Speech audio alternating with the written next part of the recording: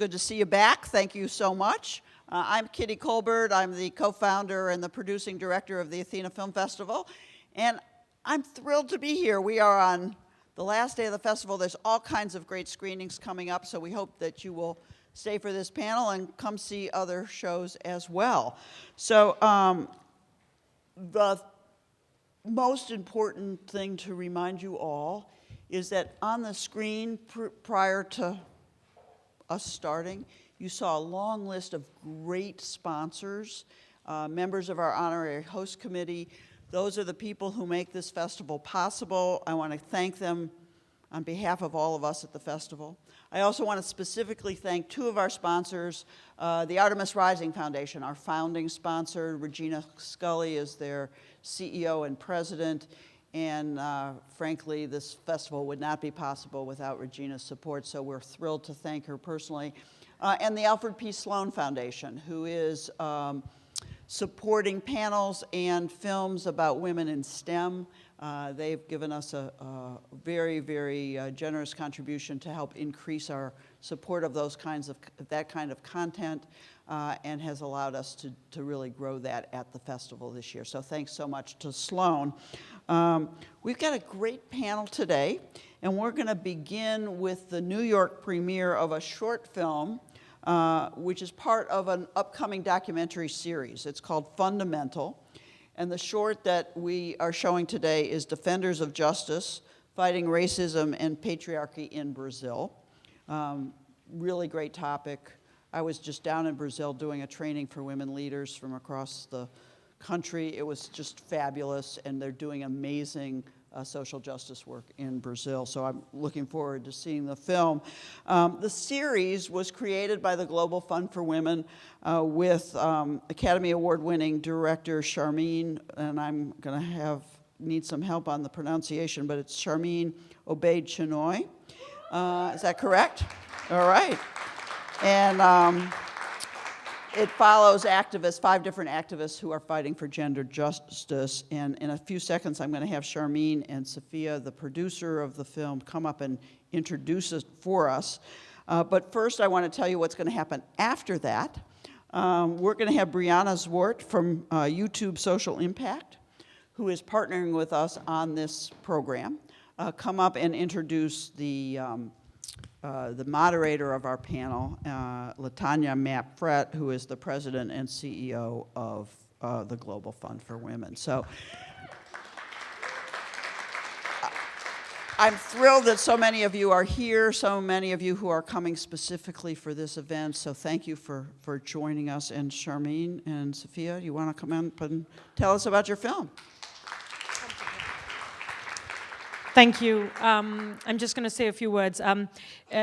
The series has been made possible because we have a number of fantastic young female filmmakers from Pakistan who have been involved in the production. And I'm just going to have Safia speak and just share what it was like to create this series. Thank you so much, Sharmeen. Hello, everyone. My name is Safia Osmani, and I'm the series producer for Fundamentals. The one that we're watching today, there are actually 5 episodes in the entire series, and the one that we're watching today is from Brazil. Having been in Brazil almost 2 years ago, and getting the first-hand experience of all the Afro-Brazilian activists and women fighting for women's rights, for women's sexual and reproductive rights, we saw what it means to them. You know, we saw that the fight is real. We saw that their bravery is real. We saw that the struggle is real. So it was very endearing to be part of this entire experience of storytelling. I just want to share this one experience with you because it is especially, connected with the Brazil experience that I had. There was this one activist who didn't make it to the cut, but we happened to meet a lot of activists because it's a huge movement. And one of the activists, she was talking in Portuguese, and I don't understand Portuguese, and I was speaking English, and she could hardly understand it. And we had a translator, but it was such an emotional moment. And in that moment, she was talking about all the fears and how, they're threatened daily and how difficult it is to fight for women's rights in Brazil and how challenging it is, and I could feel in that moment she wasn't translating it for me. I wasn't translating anything from her. And she was teary-eyed. right? And she talked about Marielle Franco, who was recently assassinated. And I could feel that moment in that, as a young feminist, I looked up to her and I was like, so what now? Because it was a very grim picture that she created. And I just looked at her and I said, so what now? And she just raised her fist in the air and she said, Forza, and nobody had to translate it for me. And she said, as long as we are together, we'll win. So not just this episode, but all of these films, all of these episodes in this series are basically a testament to that message. I hope you enjoyed the series. Thank you.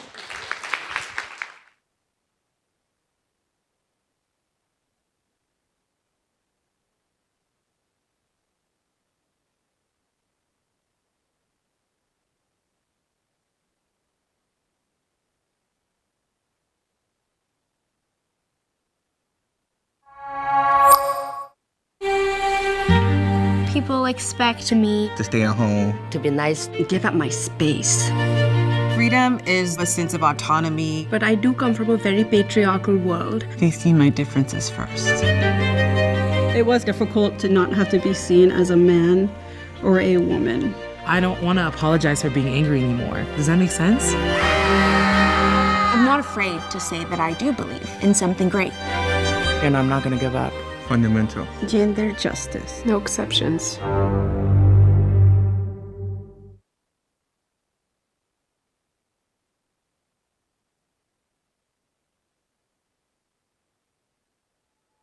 Racismo é racismo em qualquer parte do mundo.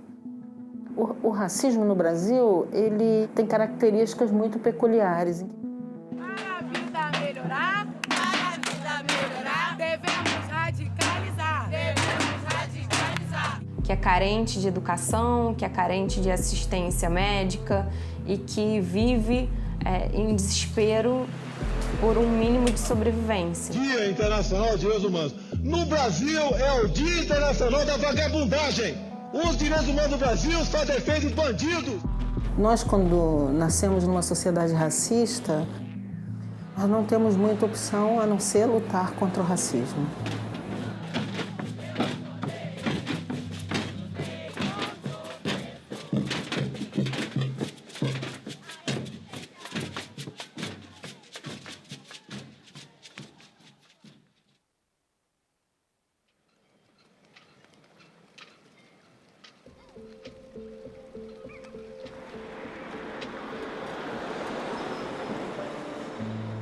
O Brasil é fundado através do mito das três raças, o português, o branco português, os indígenas, os povos indígenas originários dessa terra, a população negra, descendentes de africanos trazidos para o Brasil na condição de escravo. De que somos iguais perante a lei, perante as oportunidades.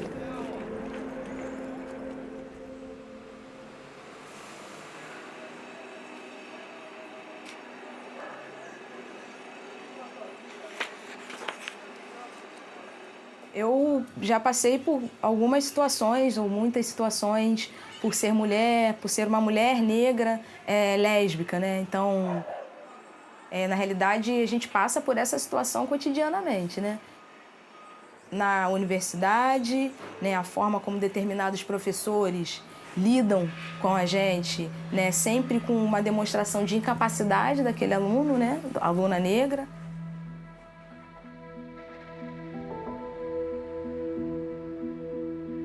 Eu trabalho há muitos anos já com direitos humanos. Porque eu acho, e eu trabalho com isso porque eu acho que a gente pode viver numa sociedade melhor.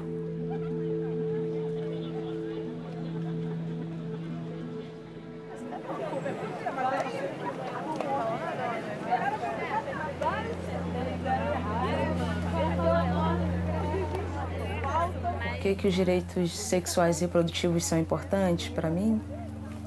Porque eu acredito que a partir deles que as mulheres vão poder ter uma vida plena.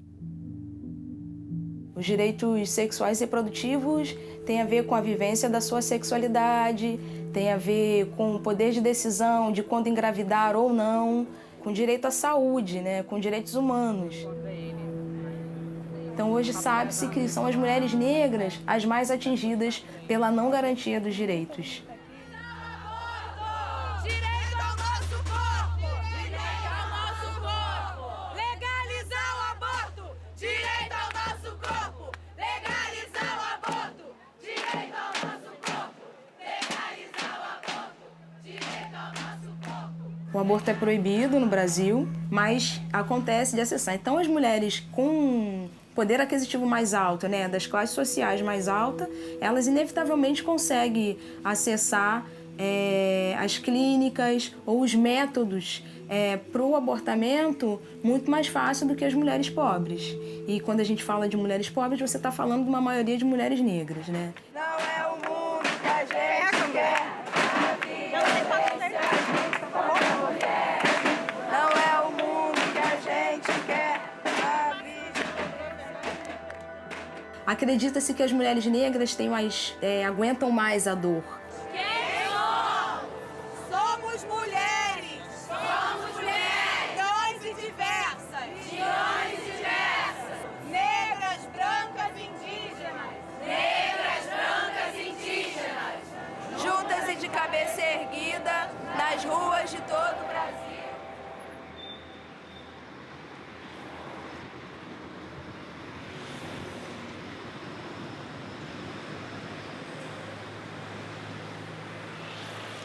E o que me inspirou a ação política, ao ativismo, foi as injustiças causadas pelo racismo na sociedade brasileira. Injustiças que eu vivi quando criança e que vi outros viverem.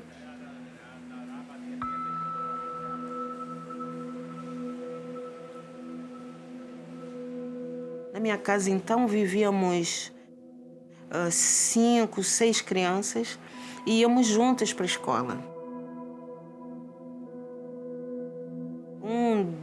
Uma dessas crianças era a de pele mais escura, mais retinta. E minha avó tinha para essa criança uma receita de cuidado, de relacionamento com a rua. Se envolver em nenhuma confusão, não podia brigar, não podia criar situações onde ele pudesse ser discriminado. Então minha avó nos orientava a andar juntos. E ao longo do tempo nós vamos acreditando que esse tipo de experiência de ser negro é assim para todo mundo, é assim em qualquer situação, porque faz parte da nossa própria condição. Que nos fazem acreditar na nossa inferioridade. Hoje nós vamos tratar dos direitos sexuais e direitos reprodutivos e o aborto. Muitas vezes são relacionados ao racismo e as mulheres negras precisam conhecer e saber mais sobre direitos sexuais e direitos reprodutivos. Os abortos ilegais, que levam muitas mulheres à morte, é a terceira causa morte de morte materna entre mulheres negras. É preciso interromper essa morte. O segundo desafio tem a ver com a criminalização. São criminalizadas, são encarceradas por causa do aborto. A luta pelos direitos humanos no Brasil é uma luta criminalizada. Há sempre ações de diferentes grupos fundamentalistas, de direita, rechaçam essa ação política. Antes, esse rechaço era verbal, agora ele também passa a ser físico. A vereadora Marielle Franco, do PSOL, foi assassinada agora à noite no Rio de Janeiro. Trabalha com a hipótese de os criminosos terem acompanhado o grupo por algum tempo, tendo conhecimento da posição exata das pessoas. Many here believe Franco was killed because of her fight against racism. É a gente que está morrendo, é o nosso povo que está morrendo, então a gente tem que lidar para avançar. Feminista, popular, defendendo as mulheres lésbicas, defendendo as identidades trans. Eu estou nesse campo e fico muito feliz da trajetória da minha... Nós, mulheres, né, defensoras dos direitos humanos, a gente incomoda esse grupo, que é um grupo grande, né, esse grupo de fundamentalistas, por conta das nossas articulações e movimento, quando as mulheres estão nas ruas, a gente também passa a ser alvo de ataques. Nós temos que lembrar que mulheres negras têm uma baixa representação social, influi muito pouco nas políticas que podem lhes favorecer. Esse racismo patriarcal que amplia as hierarquias e as desigualdades. In Rio, crowds greeted the coffin of Marielle Franco, a rare scene in this violence-plagued city. Protests demanding justice also took place in at least 10 other Brazilian cities. Nós, mulheres negras, a gente está resistindo há muitos anos e vamos continuar na luta resistindo a esses ataques.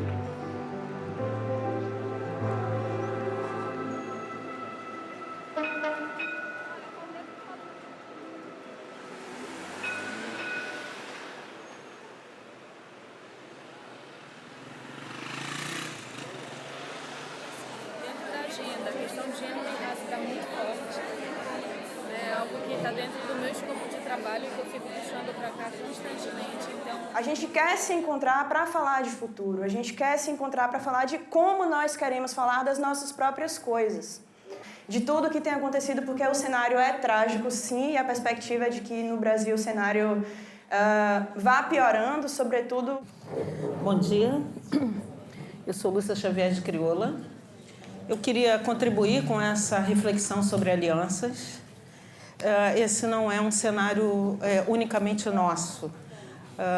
Países da América Latina, da Europa e de outras partes do mundo já enfrentamos correntes violentas de destituição de direitos, sobretudo de mulheres e outros grupos excluídos da sociedade.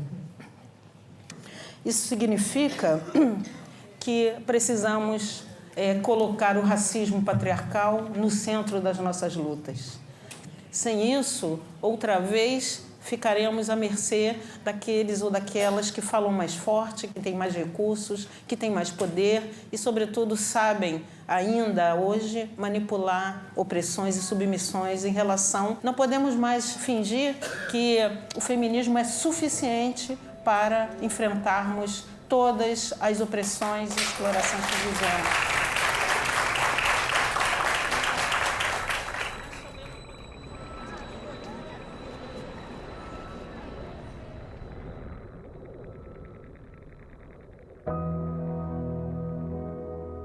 Eu estou me preparando para participar da manifestação do Ele Não.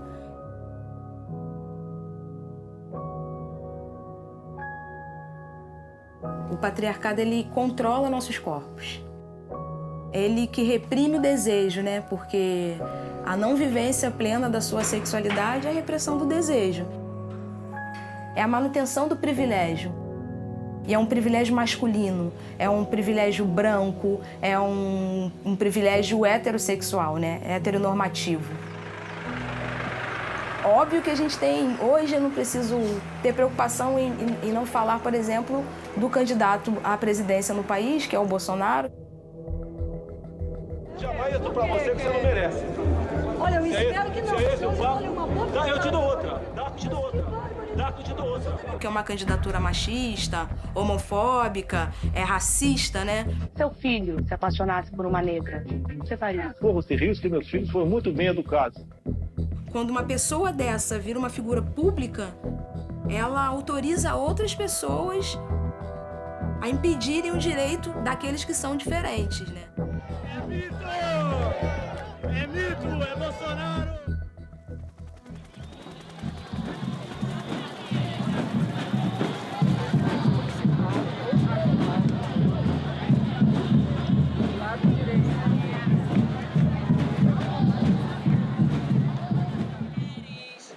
Nossas crias, gritamos não, ele não. Muitas mulheres, milhares de mulheres estão nas ruas contra o racismo, contra o machismo, contra o fascismo, contra o Bolsonaro, porque isso é tudo que ele significa. Então tem ela seja uma manifestação pacífica, mas nos últimos anos, todas as manifestações no Rio de Janeiro têm sofrendo muita repressão por parte do Estado. A polícia tem atacado com bala de borracha, com bomba de gás. Enfim, a gente espera que isso não aconteça hoje.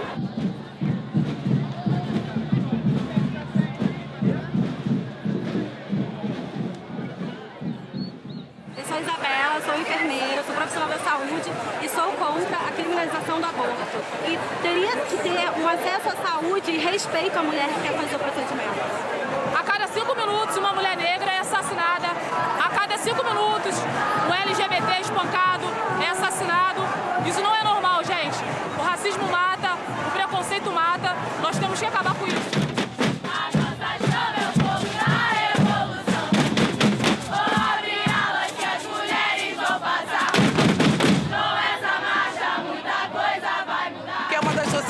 Que mais mata defensores dos direitos humanos, estamos nas ruas aqui para dar uma resposta não só a Bolsonaro, mas para toda a sociedade brasileira, para o Brasil.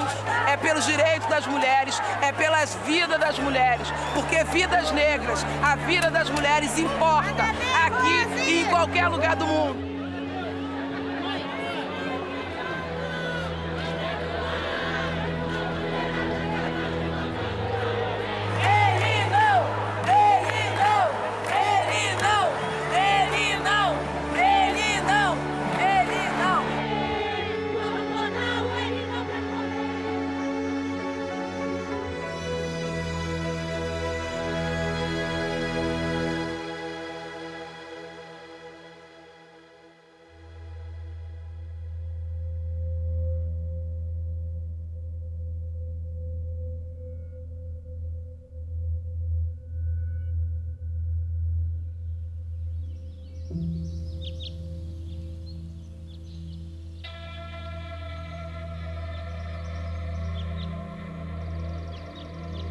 Aqui estão enterradas ativistas e mulheres que lutaram por direitos, mulheres que morreram.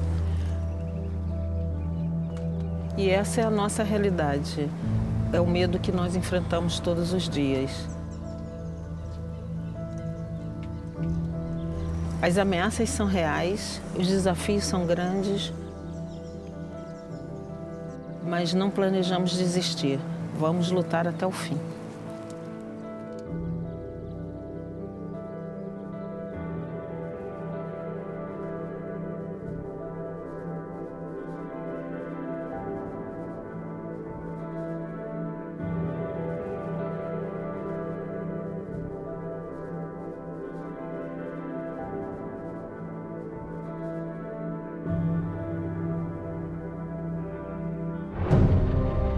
მოკიდებლები ვართ ჩვენი აზრის გამოხატვაში და დიდად არც არაფერს არ ვითხოვთ საზოგადოებისგან, უბრალოდ მიგვიღონ ისეთები, როგორებიც ვართ.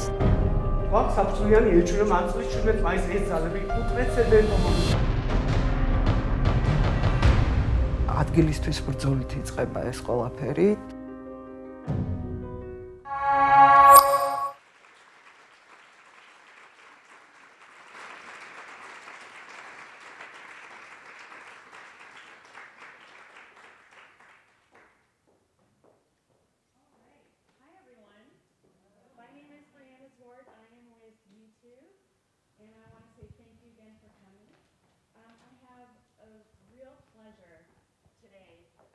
To introduce the moderator of the wonderful panel that we have coming up next. I get to introduce the CEO and President of Global Fund for Women, Ms. LaTanya Mapp-Frett,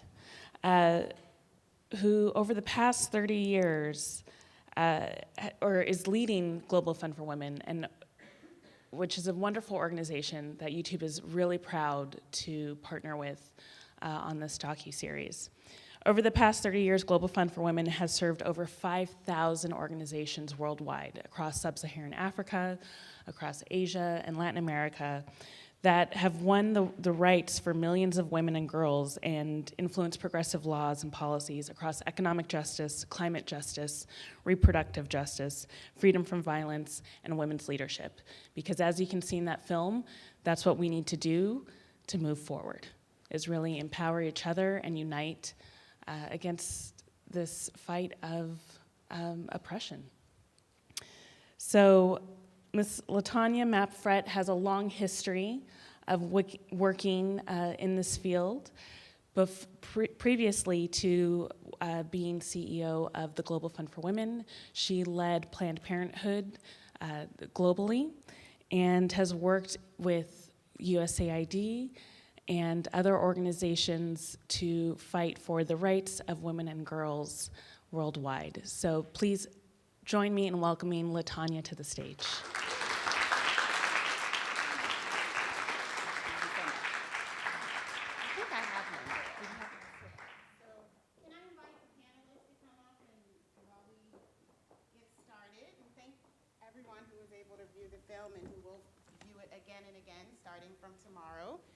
Again, I'm Latanya Mapfret, and I have the pleasure of being joined on the stage from Brianna Johnson, Charmine Obit-Chenoy, Allison Rowe, as well as Natalia Arcuri. Thank you so much, ladies. Have a seat. Morning. Again, we're super excited to be here to start showing these films. Global Fund for Women, YouTube Originals, and all of the partners, and we'll hear more about that as we hold this panel, are just super happy because we know being able to highlight women activists and the movements that they support in their countries is absolutely vital to the work that we need to do over the next couple of decades, in fact. We see fundamentalism rising. We see so much oppression being targeted at minorities around the world, and we know this work is not going to stop, and using film is part of how we have to get to all of you and to all of the people that need the encouragement to do this work. So I'm going to start with you, Brianna Johnson, and thank you for hosting in some ways. As a junior at Barnard, a theater major, an African studies major, you see the impact that activism has on film, and really want to hear from you what that looks like and what you think we need to do through these films and other things to be able to support the next generation of activists to do this work. Okay, so my name is Brianna, and like Latanya said, I am a theater major, but I think something that's interesting to my experience is when I knew I wanted to be an actor, I didn't want to be an actor because of theater, I wanted to be an actor because of film. I always envisioned myself as a film actor before I entered theater because that was the most accessible thing to me. And I think thinking about the future of film and activism, accessibility and visibility should be at the forefront of all of these conversations and all of these projects. I actually have a program that I'm working with and I created called Blue Chats, and we talk about things like privilege and colorism and featureism and climate change and all these things, but we use social media as like a point to talk about it. And when I'm looking at Twitter or Instagram or TikTok now to create these presentations, a lot of it is visual, a lot of it is taken from film or social media. So I think in that, I think there is a call for accessibility. So when we're looking at the future and how do we mobilize and use activism, if we can use film and look at film at a point where accessibility and visibility of various people is put at the forefront, I think we'd be great. Thank you so much, and we'll come back to you. Charmine, that must really speak to you as a Pakistani filmmaker, journalist, activist.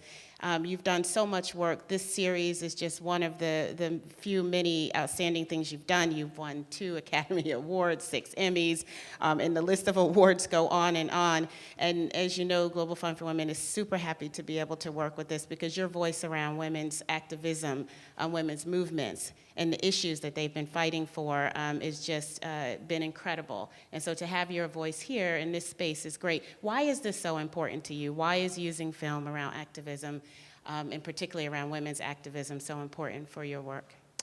Thank you. First of all, you know, we are so passionate about this series because we are constantly bombarded with images that show what is wrong with the world.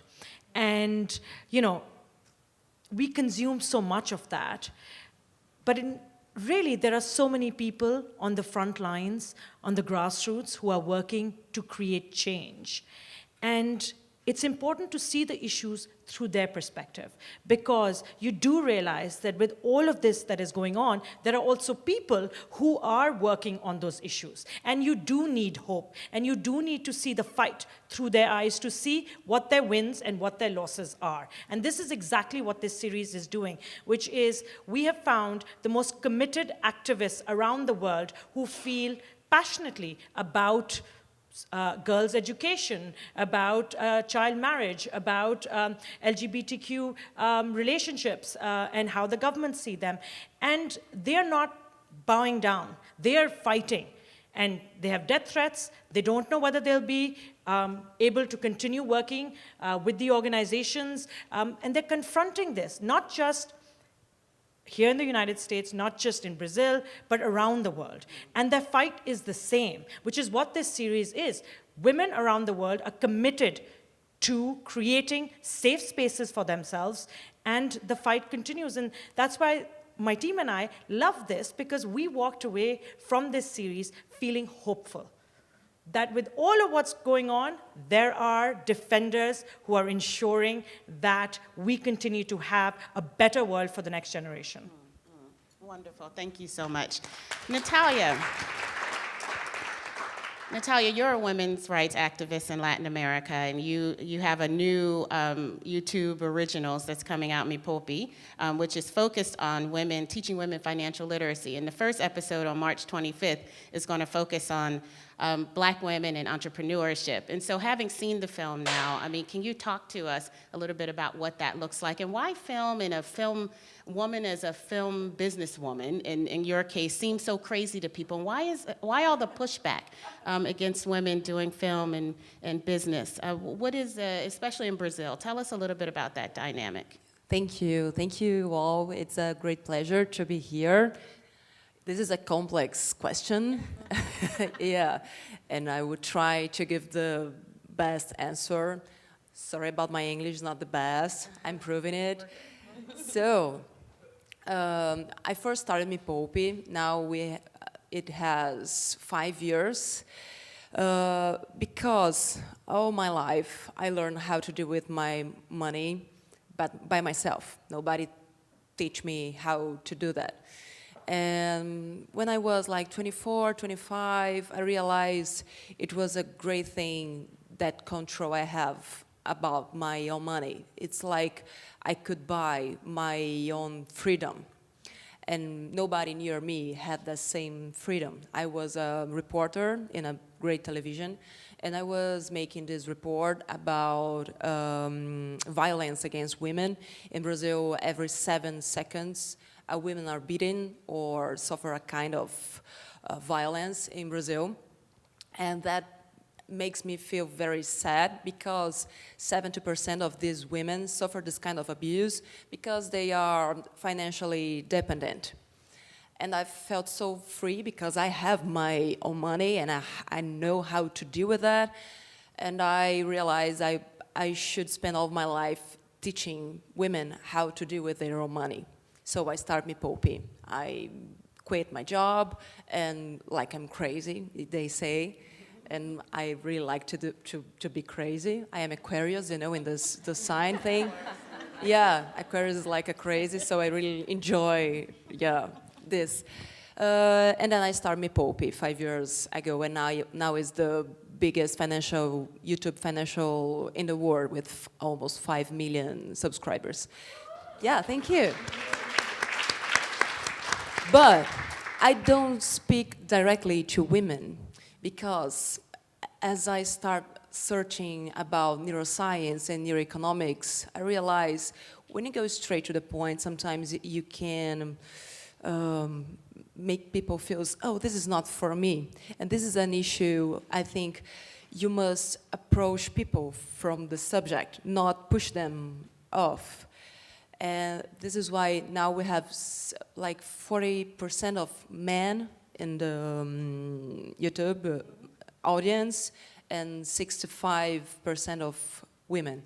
And this new show, it calls Women That Changed the World, is about crazy women that couldn't listen to anyone, and they just have this feeling they should do something different from everybody. They shouldn't listen the non-sayers, and they went there and did what they should do.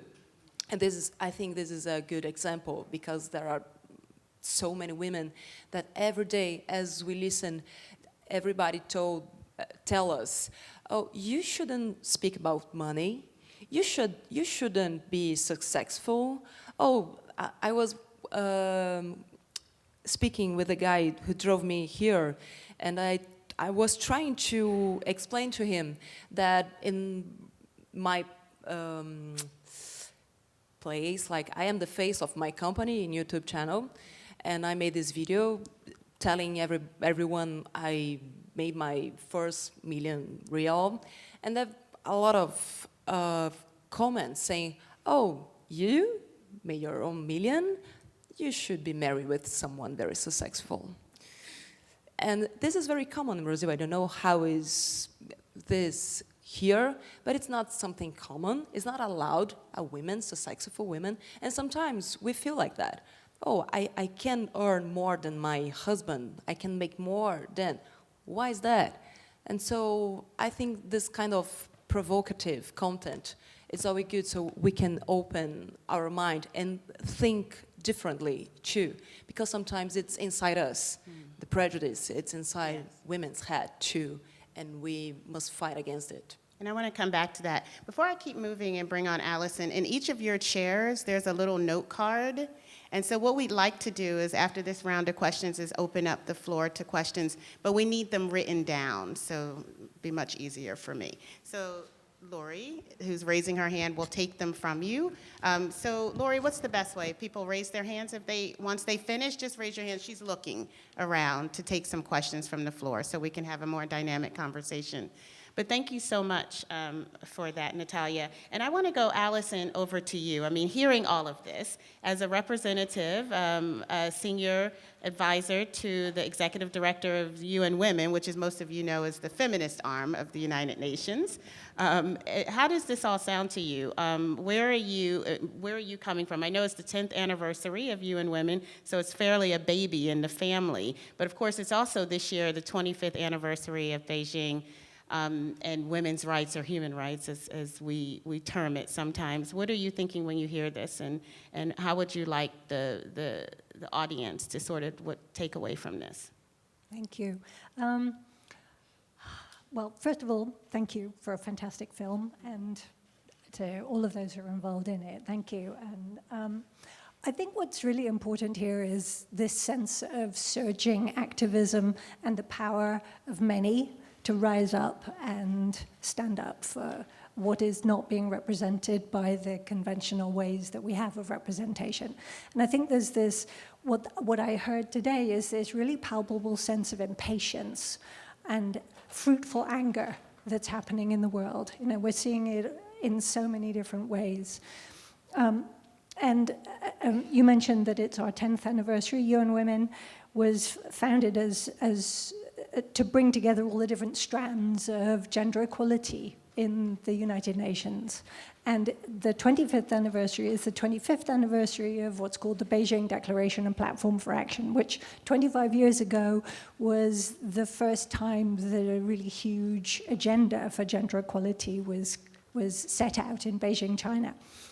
And this year in the UN, we've looked back over those 25 years, and 170 of the countries of the world, which is pretty much all of them, have sent in reports of how are we doing with gender equality in the world.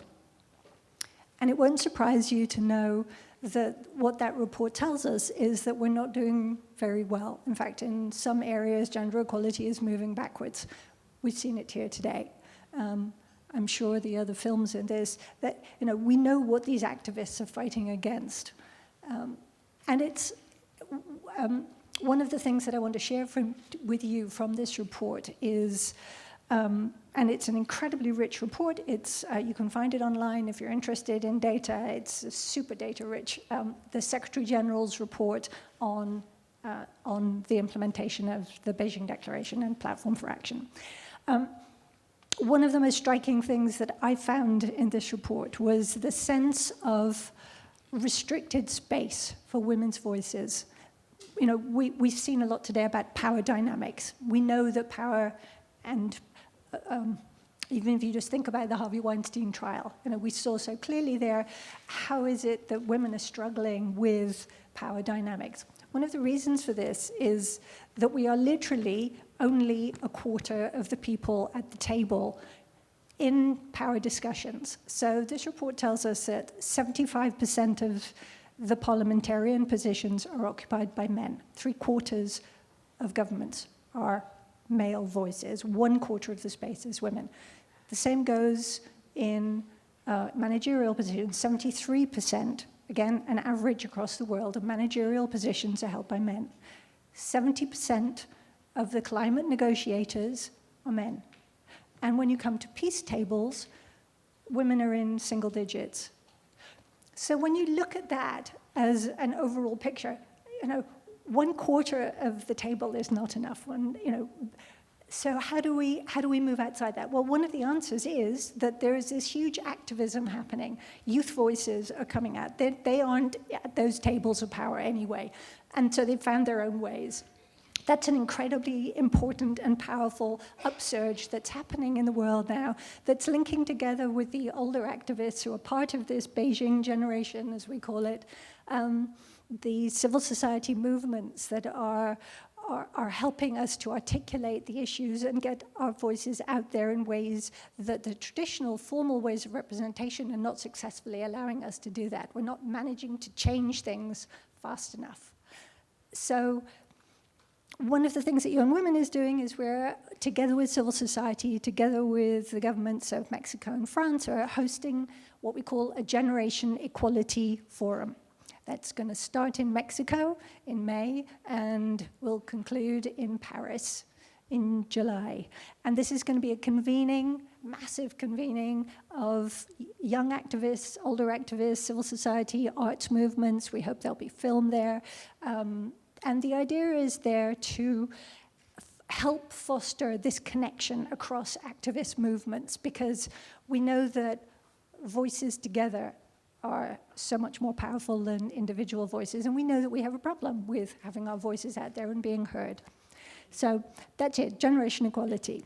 We'll come back to it as well. So Charmaine, let's go back to the film a little bit, and let's chat from your impression, having heard both from Natalia and Allison.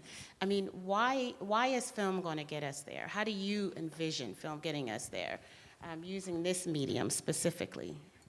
So, film has the ability to connect people. What I'm hoping that when young activists watched this series and this film in Brazil or around the world, they say, we want to do what she is doing. And we know the risks, we understand that, but we're inspired. We women have to inspire other women to start becoming activists. Not enough of us are activists. Okay? And so this series is important in a way to inspire young people to do so. And we are taking this series to high schools, to colleges, to community centers, to as many places as possible, so that the series is simply not just a series that you watch and consume, but a series that becomes an important educational learning tool for young activists around the world, almost like a manifesto where they see how other activists are doing it, and whatever their fight is, they learn what these women are doing and what's working for these women. Yeah, absolutely. Thank you so much for that, and it's kind of, perfect that we can sort of do it here at the Athena Film Festival at Bernard, to start here with young activists. I have a question, and I'm going to ask you to volunteer to answer it. But what similarities and differences do activists in Brazil have with those in the U.S.? I don't know if you want to start with that, or so no. Does anybody? I just know the Brazilians. You just know the Brazilian yeah. side, yeah. right now, women fighting for space around the world are all having the same experience. Okay? We are living under governments that are pushing back on women's rights everywhere in the world right now.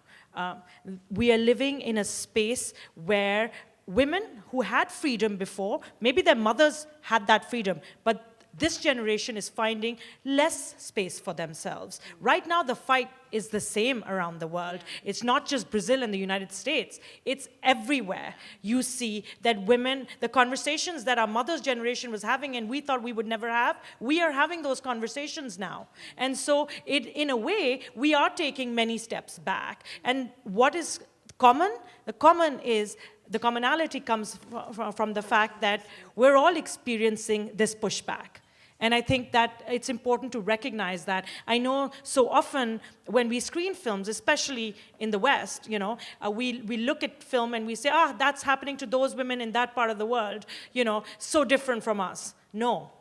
Their fight might be different, but you're all fighting right now for something. Absolutely. And I love that, Allison, you were talking about the table. I think this generation and what we see across the world are blowing up the table. It's no more do we want a seat at the table. It's get rid of the damn table and let's figure out how to go from here, right? So, but people do want to hear from you, Brianna. So I'm going to ask you this question specifically because people want to hear more about the generation and how it bridges activism. I mean, we're in the social media movement. What does that mean for film, which we're used to films being 2 hours long, but now we're doing 15 minutes. What does that mean for activists, and how does it translate, moving us from the old to the new? I think one thing that is really exciting about social media, and back to what I was saying earlier about accessibility, and even in short films, we don't need 2 hours. My attention span, unfortunately, is very low sometimes. And even if it's a 15-second TikTok, 60-second TikTok, 15-minute film, if it hits a chord with us, we'll take it and run with it. And I think that is really exciting. I was talking about this earlier, about at least TikTok as a medium. How many people know about TikTok in here? All right, there's a lot of people in here who know about TikTok. Well, I have a nephew, he's 9, he sends me TikToks. I have a sister who's 17 who sends me TikToks, who lives with my mom who's 53, who sends her TikToks. And there's this web of TikToks that's going around, and it's just a web of interaction that I don't know if we've seen before in the last 20 years that we have now with social media.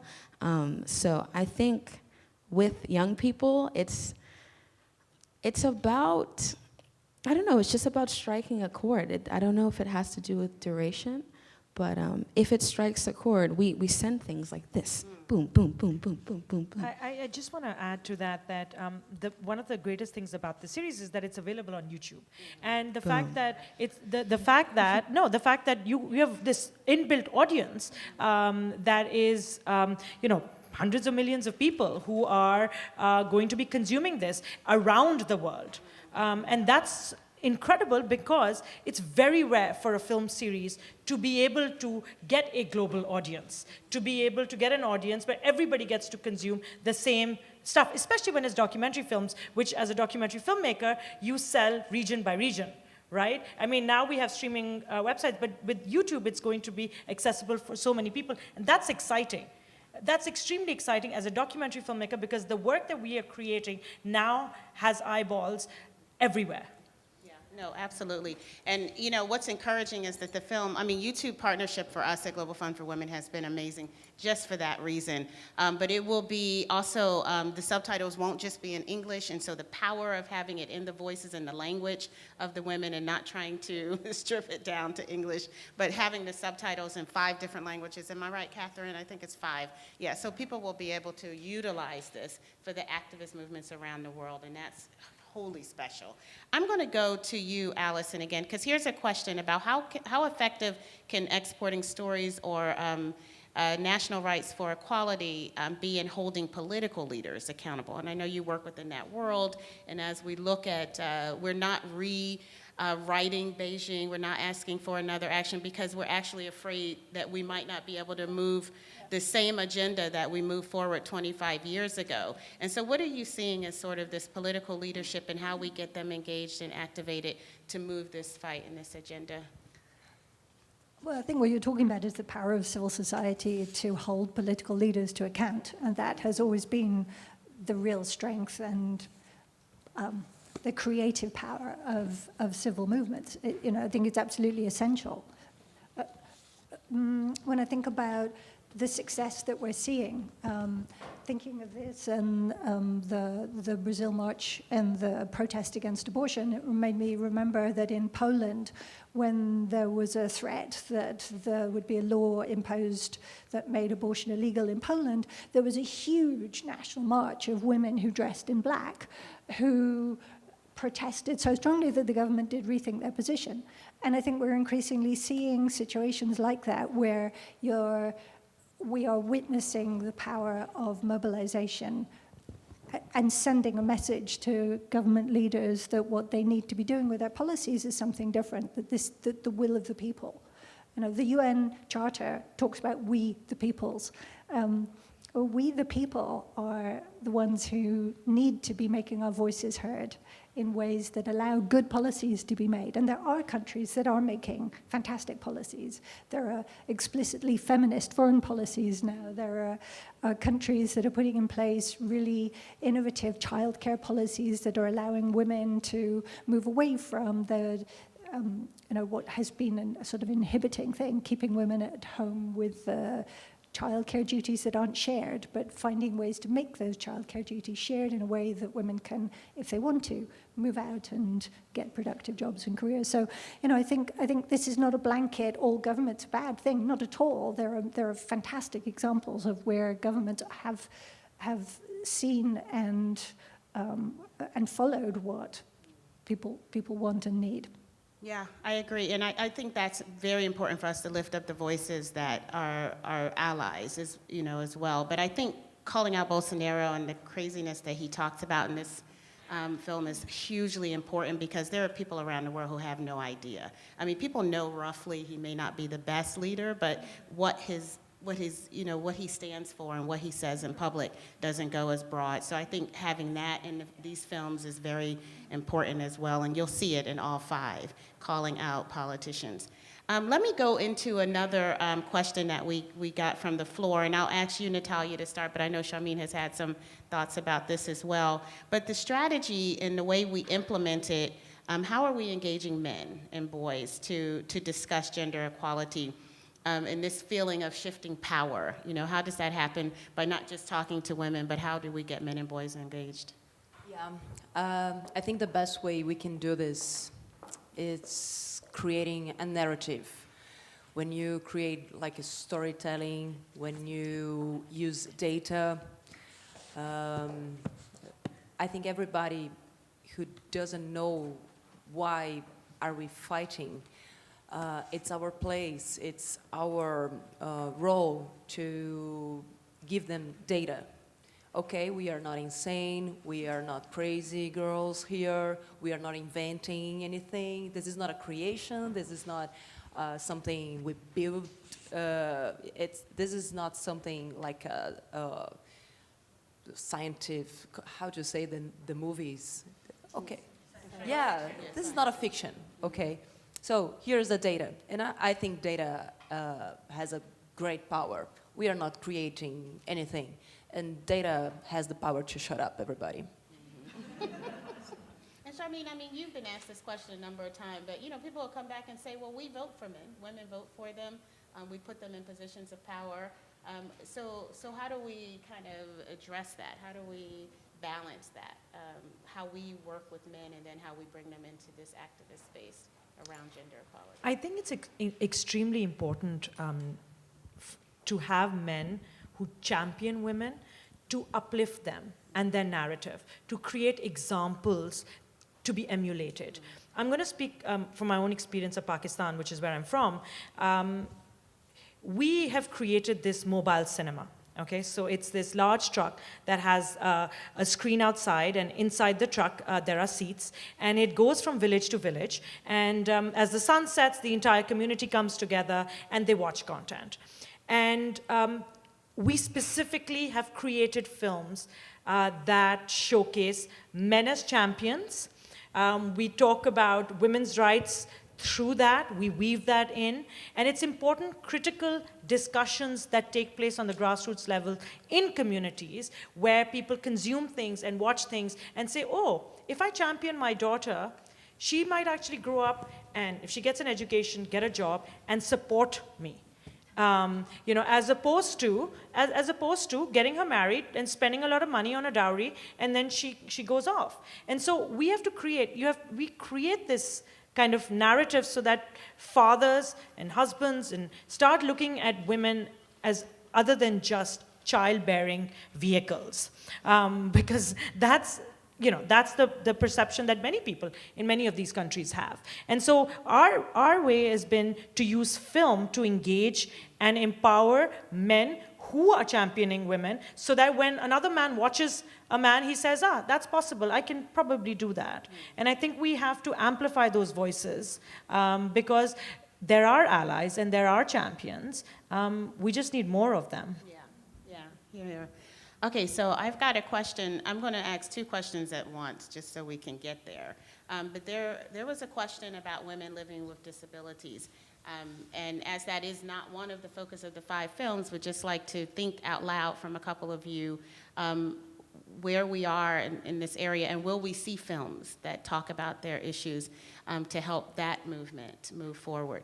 But one of the other questions was, do we think that kids of this generation actually care about these issues? And so I want to start with you, Brianna, because, and then we'll go forward with a couple others. Yes. I really do. I loved what you brought up earlier, Charmaine, about how these issues pop up in so many different spheres. When watching this, my father's from Jamaica, I was thinking about the abortion laws in Jamaica and how many, like the statistics of violence, particularly sexual violence towards women. I was thinking, I grew up in the South, I was thinking about the South, I was thinking about a lot of different things. I think it's the difficulty with us that gets translated into complacency is that there's so many images and we feel like we don't have, like, what do we do? But I also think we are privileged in the fact that it doesn't have to be, like, something as seemingly meaningless as a tweet could do something. So I think it's just balancing and knowing the resources that we do have and the way that our interactions now in this new age can make something as seemingly small very large. But I think we do care about these issues a lot. Do you have an example? Have you seen something in theater or something that has moved folks from sort of this very confusing sort of social media world that we live in into action? Have you seen something that has been done well? You want to think about that, and then we'll ask the rest of the panel about the disability and that sort of, I don't know, Allison, if you have. Just one reflection, which is that the power of film is to work with stereotypes. And we know that there's been problems in the past with stereotypes of women being perpetuated, and the way that women are represented in film not being realistic. And I know that there's been good research that's been done on the complete underrepresentation of people living with disabilities. I think that the Gina Davis Institute has some research on this, and others that show that in real life there is a certain proportion, and I think I'm right in saying it's 1 in 10, but there's a high level of people who are living with disabilities amongst us as members of our community, and yet when you see a film, the level of representation of people with disabilities in that film is way, way, way less than that. So it's creating a perception of a world where those people don't exist. And that's wrong, because it doesn't help us to move forward. It doesn't help us to have conversations that are about issues that are realistic. And I think one of the really important things that film can do, and that especially documentary, which is based in completely authentic experience, and the real sight of people walking along the street. I was struck by a shot that you had of people walking along the street where there's both men and women walking along that street. In commercially made films, you have a very reduced number of women walking along that street. Truly, 17% of crowd scenes have women in. Women are 17% of crowd scenes. So I think, the power to unstereotype is really important for film, and I think we need to see much more of that. Very explicit and intentional filmmaking which represents all the different strata of population. Yeah, that's beautiful, and I think that's absolutely right, and if we had had more resources to be able to do it, we probably could have gotten Charmaine to do 15 different episodes on 15 different issues of gender justice. Does anyone here ever actually fear for their life? I guess, Natalia, part of that film was showing that an activist was killed, and I don't know, Charmaine, I myself, working for Planned Parenthood, has received death threats, all the time, but I wouldn't go as far as saying I actually fear for my life, but, you've done these films, what must it be like in Pakistan? Look, when you want to shout out for truth, when you want to hold up a mirror to society, there will always be blowback. So some mornings I wake up and read things about myself on social media I didn't even know were true. But my mom told me something many, many years ago. When I was like 23, 24 years old, because I've been making films for now, better part of 2 decades, was that I used to get very upset when people used to when there was hate. The simple word to use is hate. I've been on the receiving end of a lot of hate in my life. And my mother said, obviously you're doing something right. That's why they're all riled up. If you didn't have an impact, if you didn't have a voice, they wouldn't care. So now, the louder the hate, the louder the abuse, the more successful I know I'm being. So I'm like, bring it on.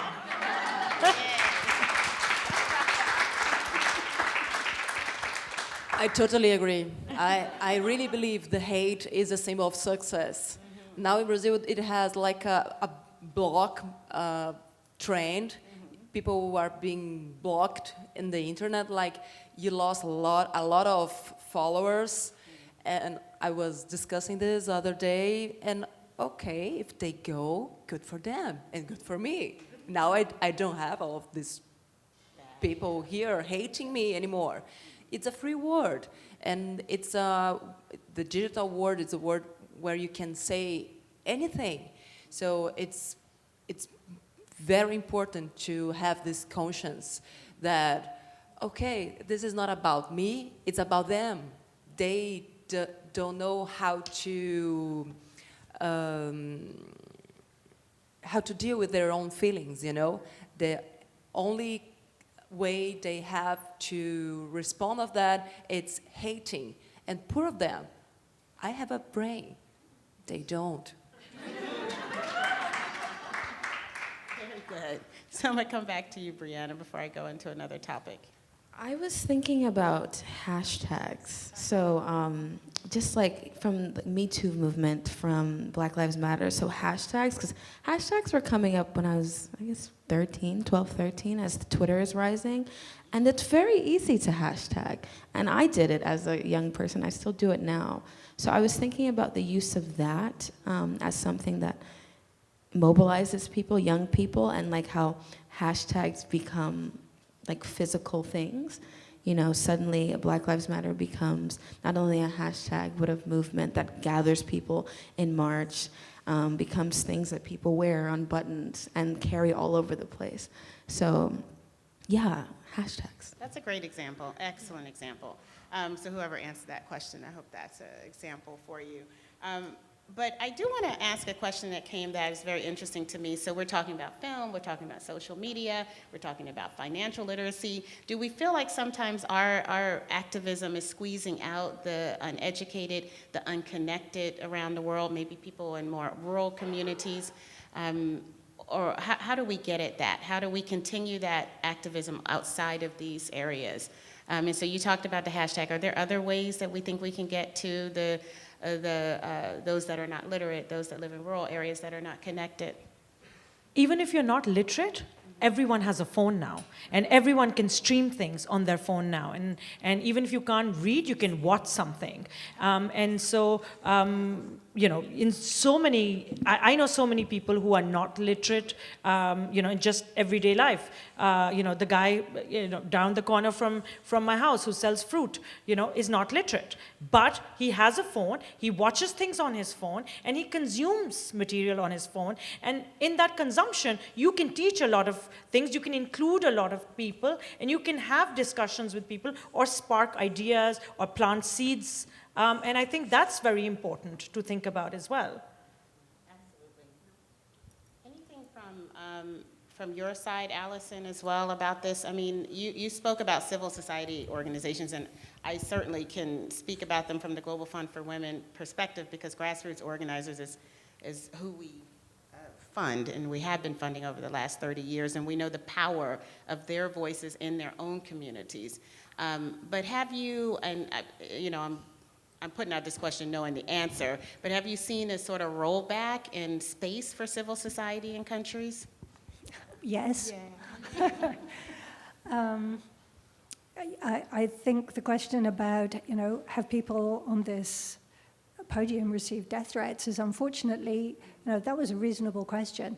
The number of people women and also men who stand up for rights, violence is a deeply entrenched and growing part of our society in a really daunting way. And I think, the pushback against civil society, the closing of space, the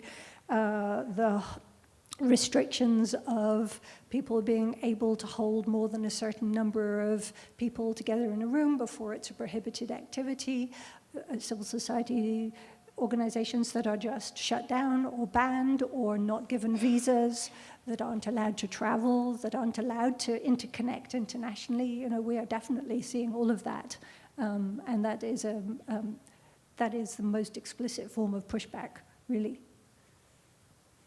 Yeah, thank you so much. Okay, I'm going to try to hit on some of these other questions. So this is a really deep one. So will you reflect on the role of capitalism in the anti-abortion movement? So I'm going to invite those that feel comfortable answering the question. And the economies of forcing women, particularly poor women, to have babies. I mean, this is a huge part of what looking at racism in the film was talking about, and sort of how that all connected into the abortion movement there. So can you, I don't know if you can talk a little bit about it? Could you repeat the question? I could, but we won't. Yeah, I really don't catch the question, sorry. Oh, you did not catch the question? Yeah. So it's just talking about the economy of, so capitalism and abortion, sort of how those come together. And I think they were taking that from the film about Brazil, and sort of how poor women are oftentimes, in a sense, by not given a choice, forced to have babies. And that the capitalist structure we live in perpetuate that kind of capitalist patriarchy. Okay. Yeah. I don't think it's a strategy to maintain poor women in the place they are. I just believe it's a lack of people fighting for the rights in the right place.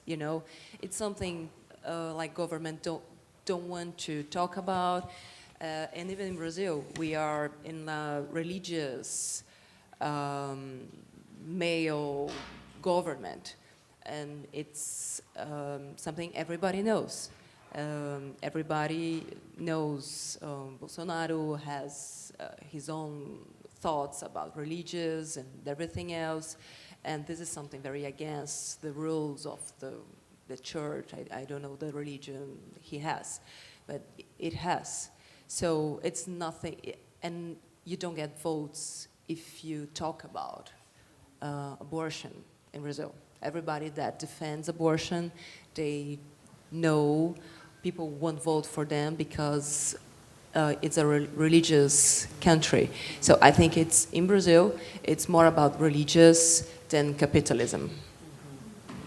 Which sometimes connected, so yeah. Anyone else want to speak specifically on that subject?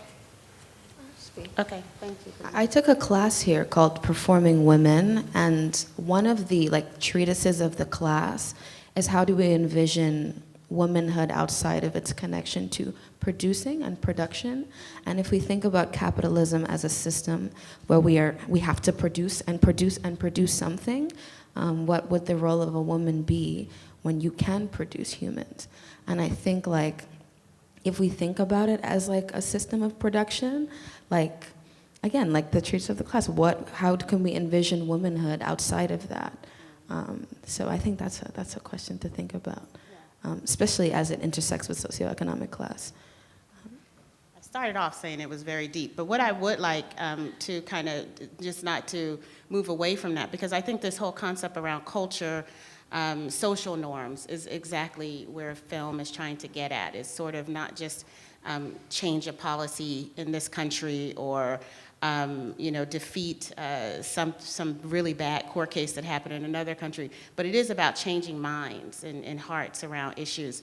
And so just wanted to provide some opportunities, especially for you, Charmaine, to talk about that balance, of how we do get at people's hearts and minds around issues that are incredibly entrenched, whether that's in all patriarchy, capitalism, fundamentalism and religion and all of these things. How do we start to get at that? We've seen it happen, so we know it can. But how do you see film doing that? So I will talk from my own experience of, in 2015, I did a film which was in Pakistan. It was called A Girl in the River, The Price of Forgiveness. It's a film about honor killing in Pakistan. And for those of you who don't know what honor killing is, it's when men kill women because they have transgressed some unwritten rule made by them. Literally, if a woman decides she wants to get a divorce and husband doesn't want to give it to her, he'll kill her. Or a daughter gets married on her own free will and the father doesn't like it, he'll kill her. And there was a law on the books that allowed for other family members to forgive. So if a father killed his daughter, the wife could forgive him.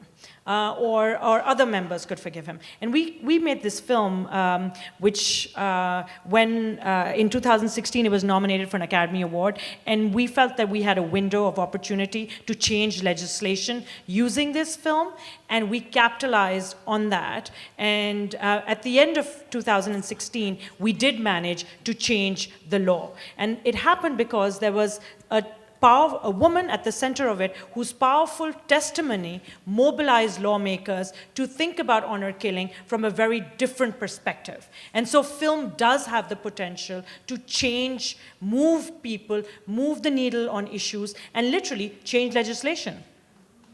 Absolutely. Excellent example. Thank you so much.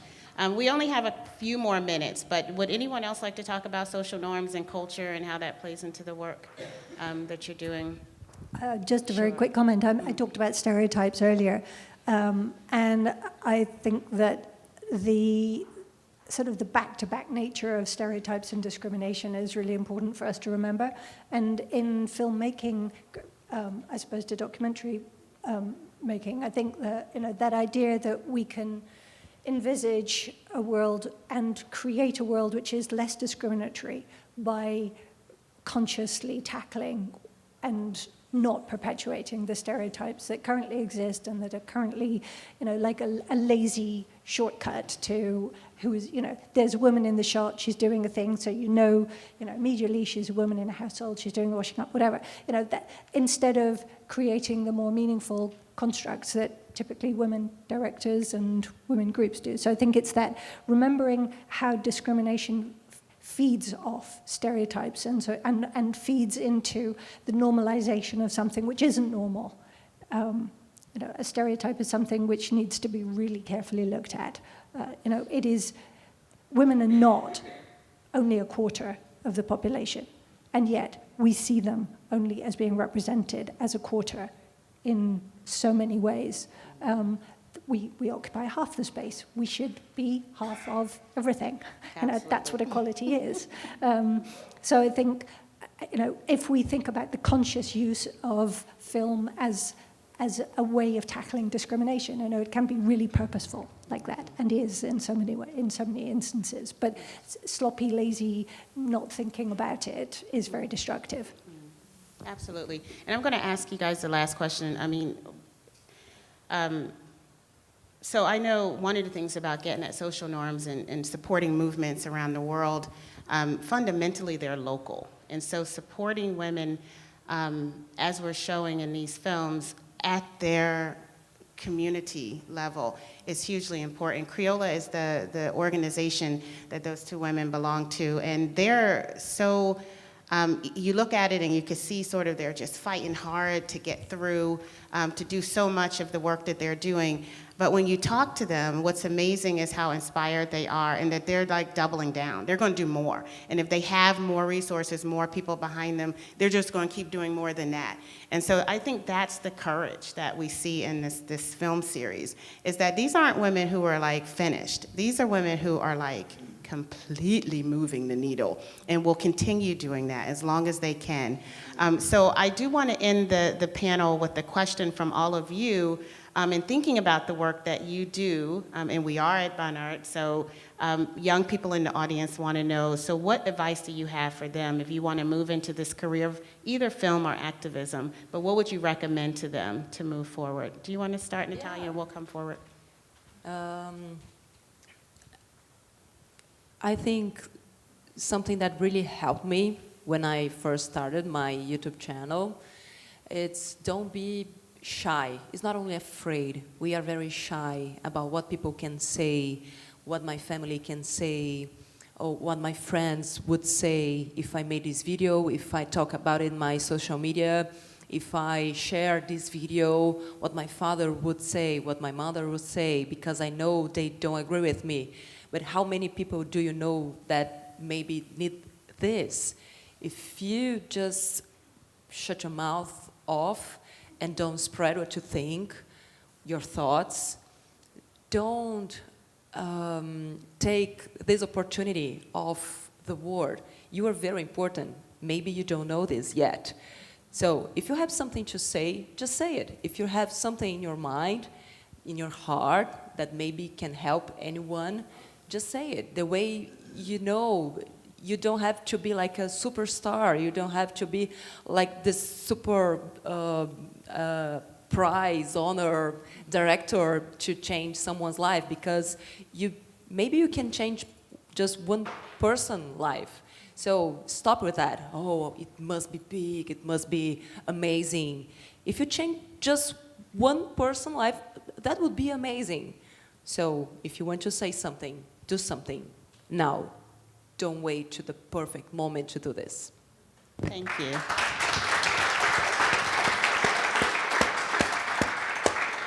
Allison. After that, I would say every single voice is valuable, and everybody has one, and should have the courage to say the things that are, that are important to you. Just use your voice. Thank you. I also went to a women's college. I'm a Smithy, and when I was at Smith, where I studied economics and government, I wanted to become a documentary filmmaker. So one day I typed into a search bar visual journalism, and the word documentary popped up, and I binge watched as many documentary films as possible and decided I was going to become a documentary filmmaker, and that I just assumed everyone was going to fund me, for sure. So I wrote up this proposal and I sent it out to every single organization that I could think of. This is December 2001, and some people responded very politely and said, we don't fund filmmakers that are not filmmakers. But by April, I decided, April 2002, that it didn't matter if no one was going to fund me, that I was just going to do this on my own. And then I found the email address of the president of New York Times online, and I basically emailed him. And I said I wanted to work on this documentary film, and he, 15 minutes later, responded and invited me to come to New York. And I got on an Amtrak train, and I came to New York, and I pitched to the editorial board, and the New York Times funded my first 4 films. Two pieces of valuable advice: never take no for an answer, and if a door hasn't opened for you, it's because you haven't kicked it hard enough.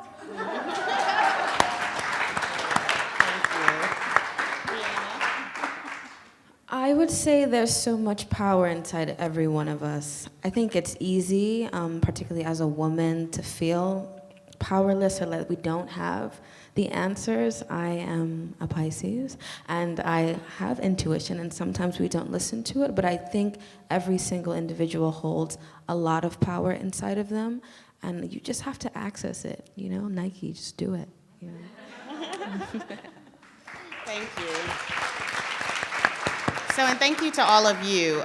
Just to take a moment to thank our panelists, too, who have come quite far to join us today. So Shameen from Pakistan and Natalia from Brazil. Just really super, super happy with your ability to be able to help us launch this here in New York at the Athena Film Festival. So to the Athena team, YouTube Originals team, the Refinery 29, we are so super happy with this partnership, and we just see this year being an amazing year for gender justice.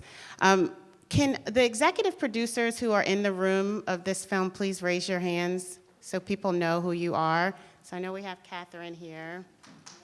Is that it? Okay. Huh? There are a couple other who are being shy, so we see you out there. But thank you to all of you. And plus, for the Global Fund for Women staff, can you also raise your hand so people know who you are? Yeah, so there's a bunch of you out here. Thank you so much.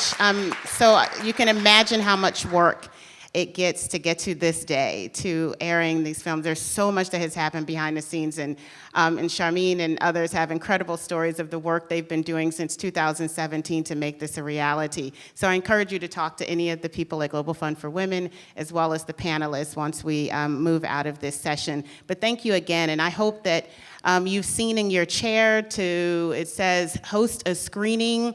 And thinking about the words that we have up here just now, and the advice of, making your voice heard now, anybody can host a screening. There's so many tools that have been developed in connection with this film series. So please, look at all 5, first of all, and then at least one of them host a screening so that you can talk about the issues that are important to you. So thank you all for coming. Thank you so much.